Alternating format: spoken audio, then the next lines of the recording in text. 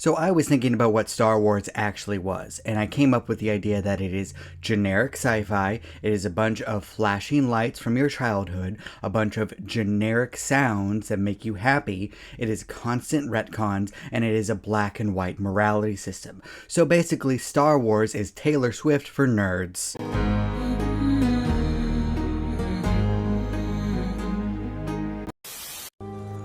I shouldn't have said that.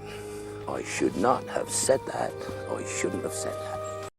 Greetings, fellow mortals. Just a reminder, saying it's just my opinion is for cowards. I'm not gonna lie, I was very interested to see what would happen when Star Wars Outlaws came out, and to my not very much surprise, it was just basically generic Ubisoft slop. And to be fair, Ubisoft slop can be really good if you want to listen to a podcast or listen to an audiobook at the same time. But if you want unique gameplay or an interesting story, you need to go somewhere else, because this ain't it, pal. Star Wars Outlaws is the most 5 out of 10 game I have seen in a long time. Everything from the graphics to the gameplay to the music to the story, it's all just kind of there. Something to do, something to distract you.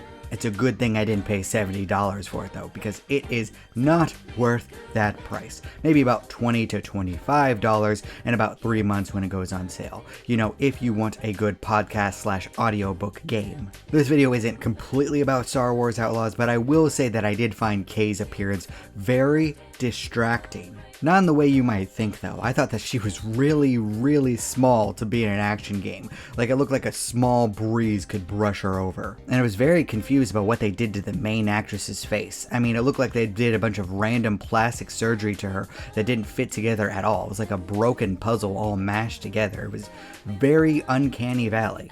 To me, it seemed like they were trying to Hollywoodize her appearance. They put a lot of basic white girl stuff into her face, and it did not fit the original actress at all. She is very pretty. She did not need that. Seems a little racist to me, but what do I know?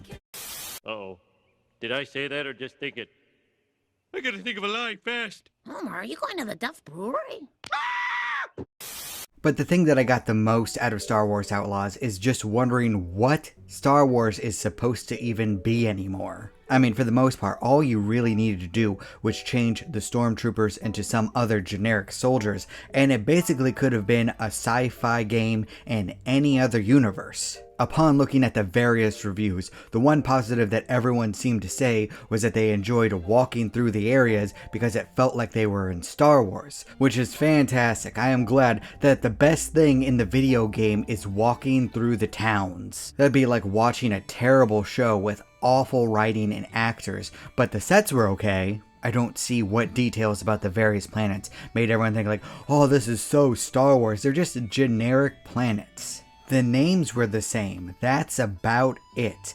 Can you name anything about the architecture or the various species on the planet that is unique to Star Wars? No? Okay. Besides the species that were specifically made to sell merchandise, can you name a different creature in Star Wars other than a Wookiee? No? Alright then. But love of storytelling, what about the extended universe? Disney erased that. I don't know what to tell you. I never read it, and now I never will, because it doesn't matter to what's going to happen in the future. I'm sorry about that. I don't like that, but it is what it is. They're just making a bunch of random stories set in space, putting Star Wars paint over it, and calling it a day. I wish I lived there! Really? No! As a Star Wars hater, I think that it's absolutely hilarious, but I do pity the fans. But why am I talking about Star Wars if I actually hate Star Wars? Well, one, it's very entertaining to me, and two, I actually do want it to be good. I want more things out in the world that I enjoy, but also I do enjoy dumpster fires, so I kind of win either way, except with Star Wars Outlaws because it's just generic slop. Sorry, Ubisoft. In a previous video, I stated that I think that Star Wars needs to get out of the Skywalker era, meaning that they need to be far away from everything that happens in the main movies.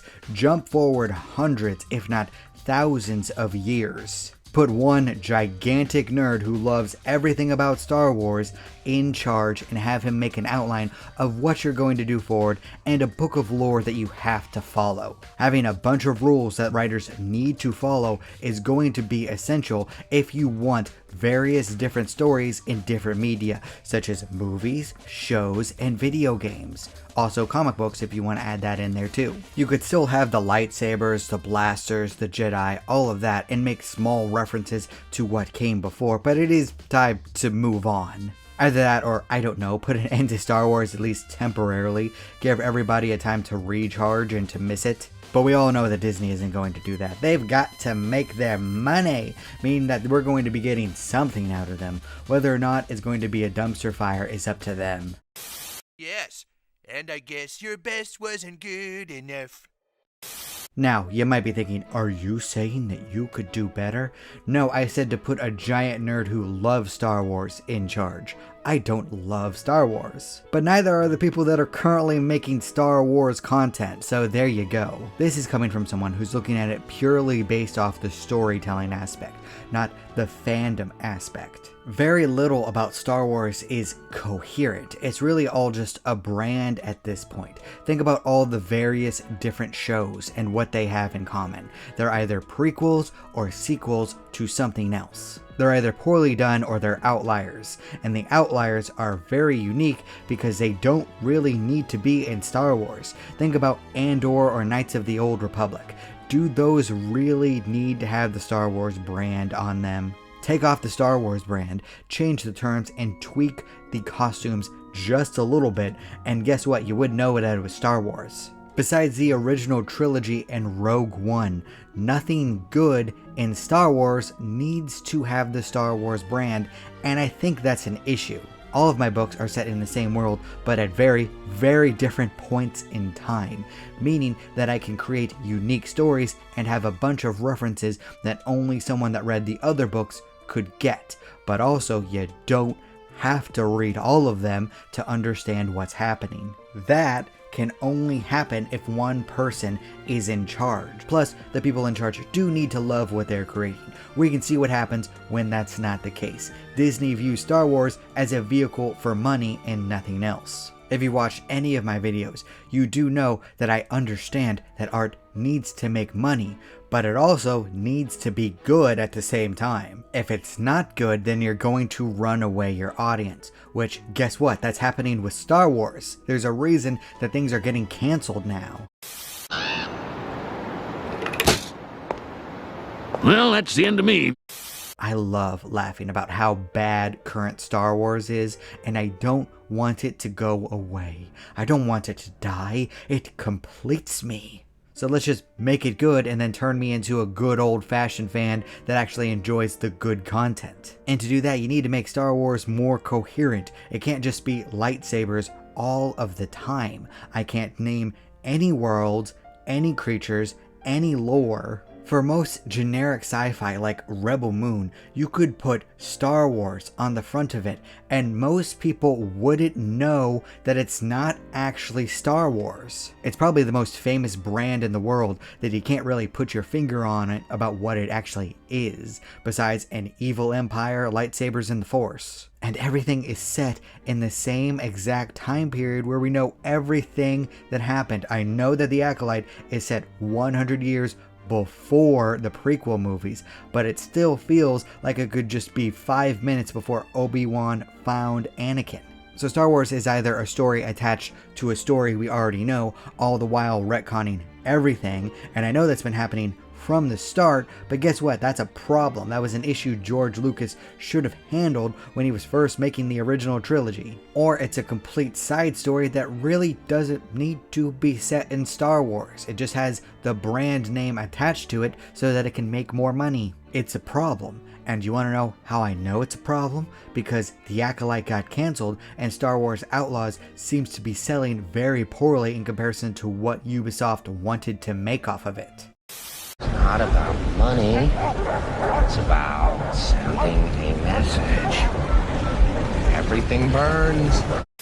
And to prove my point, here's an example. Imagine a person whose only experience with sci-fi was with Star Wars. I bet that you could get away with telling them that Rebel Moon is a Star Wars movie. I bet that you could get away with telling them that Guardians of the Galaxy is a Star Wars movie. Hell, I bet you could get away with telling them that Star Trek and Mass Effect are forms of Star Wars, just said at different times. For Rebel Moon, just tell them it's a different faction of the Rebellion. For all of the others, just tell them that it's before humanity discovered the Force. Now you might be thinking, love of storytelling, that's not fair, that would work with any other series. Really? Do you really think that would happen? Imagine if someone only knew Star Trek and then you introduced them to Star Wars. Don't you think that they would notice a difference? Same thing with Guardians of the Galaxy, Mass Effect, The Expanse. People would be able to tell that Star Wars is different from the source material that they're used to, but not the other way around. Same thing with fantasy. From Mistborn to First Law to Wheel of Time to Lord of the Rings, Tolkien spent his entire life making made-up languages for his series. He was all about lore. Same thing with anime. Forget the different art styles. You could just show them combat from Dragon Ball to Naruto and people would realize, hey, these are probably different things. But you can't do that with Star Wars and other forms of sci-fi. Disney really needs to differentiate it and make it better. Otherwise, they're going to keep failing and then we won't get any more Star Wars.